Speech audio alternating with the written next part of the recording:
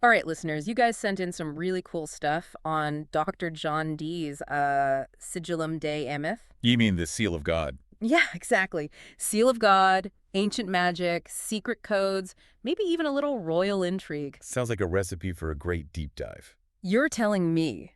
So buckle up, everyone, because this is going to be a wild ride. I think what's so fascinating is how this seal, rooted in ancient grimoires, connects to Renaissance math, Kabbalah, maybe even cryptography. It really is like different worlds colliding. Yeah, totally. I mean, it's not every day you find a magical artifact that could also be a secret code, right? Not at all. And speaking of the artifact itself, the Sigillum Dei is, well, let's just say, the frontispiece image we have is insanely detailed. Oh yeah, it's a visual puzzle box for sure. Like, whoa, how much is packed in there? And that complexity is key. It's not like the simpler versions in earlier texts. So Dee was riffing off something. Definitely building on tradition. Got it. We can trace it back to the Sworn Book of Honorius predates Dee by centuries. So old school magic. Exactly. And that book lays out a more traditional design, even specifies colors, the whole 9 yards. Huh, interesting. But then Dee comes along, full Renaissance man, and explodes it with layers. But wait a second, there's something I gotta bring up that totally threw me for a loop. Kircher's Oedipus Aegyptiacus connects the Sigillum Dei with Venus. The Venus, the planet. Yeah, I was like, wait, what? Yeah, it's a strange connection, not something you see in most sources. Makes you Right. wonder what Kircher was working with. Right, like what rabbit hole was he down? It shows how, even with the same material, interpretations can be wildly different. Totally agree. Okay, before we get too lost in the weeds, let's talk about the man himself, Dr. John Dee. This guy was more than just some, backyard magician. Oh, absolutely. Dee was like the ultimate Renaissance polymath. Mathematician, astrologer, cartographer. Oh, an advisor to Queen Elizabeth I. Don't forget that. And his personal library was legendary. Thousands of books and manuscripts. This guy was a total knowledge junkie. It seems that way. But seriously, imagine being Dee back then. Queen Mary, Queen Elizabeth, everything's in turmoil, religion, politics. Yeah. And you're poking around in magic, astrology. That's gotta be risky. You're right. Pursuing knowledge wasn't always safe back then. Yikes. Dee even got accused of, conjuring calculating. Oh, I bet calculating had a whole other meaning in those days. Definitely did. He was walking a fine line, scholarship versus heresy. Yeah, one wrong step and boom, you're in trouble. But despite all that, he ends up Queen Elizabeth's trusted advisor. That's quite a story. So what kind of advice did he give her? Like, hey, Bess, you should totally invade France today. Not quite. He advised her on naval supremacy, even used astrology to choose good dates for voyages. Whoa, so like sail on this day, not that day? Exactly. And this stuff actually worked. Some historians think his insights helped defeat the Spanish Armada. No way. So his knowledge had real-world impact. Big time. Crazy. Okay, so we've got this incredibly complex seal created by a super interesting guy. But the big question is, what was it for? Angelic communication. A hidden code. Something else entirely. That is the million-dollar question, and the sources give us some interesting clues. Like what? Well, the Sigillum Dei has this thing called a planetary square. Okay, planetary square. Yeah, it's a grid. And each cell is a planet with its angelic crew, their names, their hierarchy, even how to read the names. Hold up. So we're talking planetary magic here, like using the seal to work with planetary energies. That's the idea. Okay, I'm with you so far, but I got to bring in a little skepticism here. Go for it. Dee and his buddy, Edward Kelly, they were known for some, let's say, creative practices Kelly claimed to have, like regular chats with angels. And Dee, well, he wrote a whole book on cryptography, Steganographia. So you're thinking. Could the Sigillum Dei be a fancy way to hide messages? Like secret court stuff under the cover of magic? That's a pretty sharp observation. Dee's cryptography knowledge adds another layer. For sure. So was it magic? Code? Both? My brain hurts. That's where it gets really interesting. It could be all of the above. We might never know for sure. Okay, so we've got this magic versus code thing, but let's zoom in on the seal itself. The source mentions a re-envisioned seal linked to Kabbalah. What's that all about? Ah, yes. Colin Campbell, the author of our main source, he steps in here. Okay. He rearranges the seal's elements to better fit with Kabbalah, specifically the 4 worlds. Okay, hold on. 4 worlds, Kabbalah. I'm trying to keep up. No worries. Basically, these 4 worlds are levels of existence, spiritual to physical, and Campbell maps them onto family archetypes. Father, mother, son, daughter, which are also in the Sigillum Dei. Whoa, families, worlds, angels. It's like Dee was trying to map the whole cosmos, like from the Big Bang to my breakfast this morning. I like that analogy. And Campbell says the children of light, a group of angels in the seal, their sequence doesn't quite jive with Kabbalah. So they're out of order? Kind of, and he proposes a fix, which changes the whole flow and meaning. What kind of changes are we talking? For one, it makes the seal and the four worlds idea fit better. I see. The way the seal goes outward, from the cross in the middle to the angel rings, now it mirrors going up through the Kabbalistic worlds. So it's like a spiritual evolution, right? From the physical to the divine. You got it. That is mind-blowing. And Campbell brings in another cool thing. A hidden divine name, Borimon. Right?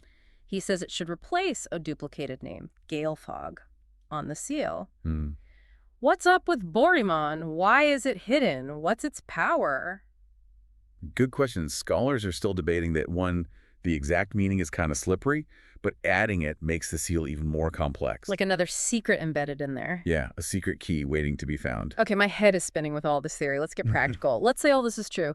How would someone use this Sigillum Dei to actually contact angels? Like, what's the how-to manual say? It's pretty amazing that Dee's Sigillum Dei, with all its crazy details, wasn't just something he thought about. He actually used it, like tried to contact angels with it. Yeah. We left off talking about how someone might use it. Did he just sit there, stare at it, and wait for angels to pop up? Not exactly. The sources lay out a whole ritual with stuff you got to make and steps you got to follow. Okay, so, like, angelic summoning for dummies. What are the basics? First, you'd make this thing called the Table of Practice. Table of practice, what's that? It's a big square table with Enochian letters around the edges. Enochian letters, those. The angel language, yeah, the one Dee and Kelly supposedly got. Right. And where these letters go on the table, it's super important. It's like making a sacred space. I see. Setting the mood. Exactly. Then there's a smaller table, the Holy Table. It's got silk and more designs on it. Sounds fancy. And then there's the protected seal. It goes on the Holy Table. It's like to keep you safe from bad vibes. Oh, like a magical safety net. Yeah. You're opening a door to other realms, so gotta be careful. Makes sense. So lots of prep work, no winging it here. Nope, it's all very precise. And then there's the Solomonic ring. Oh, yeah. The ring King Solomon used to boss around demons. That's the one. And it's part of DZS too. It's like a tool to command spirits and make sure they listen to you. Okay, so we're seeing a pattern here. Preparation, protection, control. Like setting up a very structured angelic meet and greet. Absolutely. You got to show respect, be careful. You're dealing with powerful forces. Gotcha. So, tables, seals, ring. What's next? Walk me through the ritual itself. Like, I'm the doobie. What do I do? Well, first, you got to get ready. Purify yourself, body and mind. So no pizza and beer beforehand. Maybe skip that. You got to be pure, focused, ready to connect with angels. Right, no distractions. Then you consecrate your tools, give them power. How do you do that? Prayers, chants, visualizations. You're charging them up with divine energy. Cool, so turning regular stuff into magical stuff? Basically, yeah, they become like extensions of your will. Whoa, and then the summoning. The invocate, yeah. Here's where you use specific prayers, chants, visualizations to call on the angels connected to the Sigillum Dei. So we're talking Enochian language now, right? Yep. The Enochian calls are a big part. They're like a bridge between us and the angels. And it's not just saying the words, it's like meaning them. Exactly. You visualize the angels, focus your intention. It's like creating a vibe that draws them in. Okay, I'm feeling chills already. So they show up. Then what? Small talk about the weather. Depends what you're there for. You might ask for guidance, knowledge, help with something. The sources say they might communicate through visions, symbols, maybe even direct messages. But it's not like a phone call, right? It's more like receiving a puzzle you got to solve. Yeah, it's symbolic. You got to figure it out. Okay, and when it's over, you just say, bye, angels. There's a specific thing you say, a license to depart, basically thanking them, letting them go back. Like closing the door nicely? Exactly. You don't want to leave anything hanging around. For sure. But this all sounds so, theoretical. Did Dee actually have any success with this stuff? Did he really connect with angels? That's the great part. Dee was a total record keeper. He kept diaries of all his magical stuff, even his Sigillum Dei experiences. Wow. Like ancient magical journals. We get to peek into his world, see what he was thinking, what he saw. It's amazing. I bet those diaries are full of crazy stories. They really are. He talks about seeing angels showing letters, numbers, even making words and phrases, like dictating messages from heaven. Whoa, hold up. So it wasn't just voices or ideas in his head? Nope, it was full-on sensory overload, visions, creatures, landscapes changing, even celestial events he couldn't explain. Sounds like a trip. But did he ever, like, doubt what he was seeing? Maybe think it was his imagination? That's a good question. Dee was super devout. He really believed in angels, but he was also a brilliant scholar, very rational. So science versus faith, battling it out in his brain. You see that tension in his diaries, trying to make sense of what he was seeing. Fascinating. Okay, let's focus on one specific event, something super otherworldly. The reception of the 40 angels of light, right? Yes, that one, where each angel appears, shows a letter and number, then poof, gone. Each with their own grand entrance and exit. It's incredible. The imagery's wild, and Dee thought this sequence was like the key to unlocking the Sigillum Dei, right? He thought it held the true names and powers of the angels, a code from a higher source. A cosmic download. But wait, I remember reading that some letters were missing after the first session. What happened there? Did he just shrug it off? This is where Kelly gets even more interesting. He claimed he got the missing letters from the angel Uriel. Uriel. Yeah, the angel of knowledge and wisdom in Jewish tradition. Okay, that's convenient. But was Dee cool with that? Didn't he find it a little suspicious? He did. He was very careful. He asked the angel Michael about it. And what did Michael say? Something cryptic. Truth is only with God. Even the angels are acknowledging things might not be so clear-cut. Whoa, deep stuff. So is Kelly lying? Is it all real? We may never know for sure. Exactly. It's a puzzle. A mystery within a mystery. We have this amazing sequence, this possibility of divine communication, but then there's this shadow of doubt. Maybe Kelly was embellishing things. It's like we're trying to be mind readers, figure out what really happened from these little pieces of history. Totally. Okay, let's circle back to the sequence itself, the outer ring of the Sigillum Dei. What's its deal? Right, it's not just decoration, so what's it for? This is where it gets even crazier. This sequence is used to make 7 divine names, separate from the names in the planetary square. Hold on, different sets of names. Yeah, we've got the planetary intelligences for each planet. Those are the angel bosses. Right. Then there are the secret names hidden in the planetary square. You're going to decipher those. And now we have divine names revealed by the angels of light. These are thought to be even more powerful. So it's like levels of angelic VIP access. That's a good way to put it. And the sequence on the outer wing, it's like the key to unlock these divine names, a magical decoder ring. So not just random letters and numbers, it's a code, a secret language. Dee was a master at blending stuff together. Math, magic, Kabbalah. He saw the universe as connected. And the Sigillum Dei was his way to map it all out. A tool for navigating the heavens. Like a cosmic GPS. I like it. And all the complexity, the layers of coding, it suggests Dee wasn't just about talking to angels. He was trying to understand them, their language, their whole system. So not just messages, but like cracking the code of the angelic realm itself. Right, getting deep into the structure of how it all works. Wow, ambitious. But we've been in the theory zone for a while. Back to Dee's experiences. Did he record using these divine names? What happened? It's kind of tricky. Dee's diaries aren't always super clear about how he used the divine names, but we get hints. Like what?